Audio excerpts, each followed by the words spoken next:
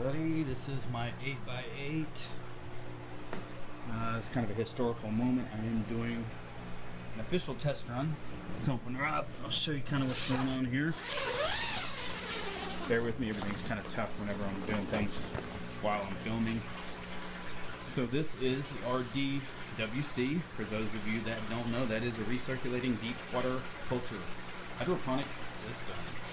And that is my 18-gallon control center. That was a fancy schmancy trash can. Let me open it up real quick, kind of give you a tour of what's going on. We have my submersibles in there. Titanium heater. Old school thermometer.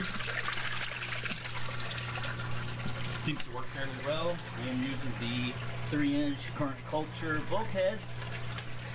In my opinion, much better than the Uniseals. Probably wondering what all these hoses are. Let me show you.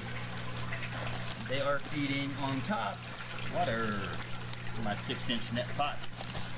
These are Commander XXL 64-gallon totes. As you can see, I have 3 of them here, 3 plants per. I do have my covers already on. I have bubblers going on. Now, I am right about here, right below the net pots. So, not quite 200 gallons total, filled all the way up. I'm about halfway. So that's probably a little over 100 if you add in 18 gallons. I am using 3-inch. Circulates back to here, sucked all the way through into the 1-inch converter. You can see my union, my shut-off valve. I do have a pump that's a 1,000-gallon per hour pump. Those of you get a math at 250 every 15 minutes of circulating. So the system is constantly just turning. We have digital pH and temperature control. My little junky pH tester there. I will be getting probably a much better one. I am able to run my pump. As a matter of fact, I need to turn it down. It is set way high for a test run. CO2 monitor, looks like I am about 800 right now at 68.7 degrees and 36% humidity.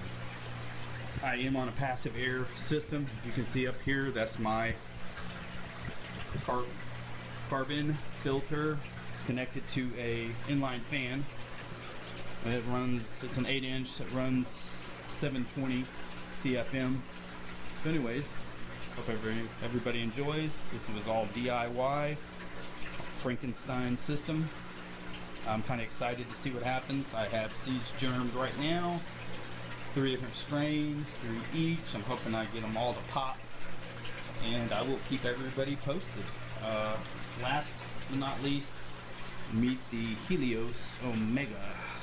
It is kind of a knockoff of a Fluence.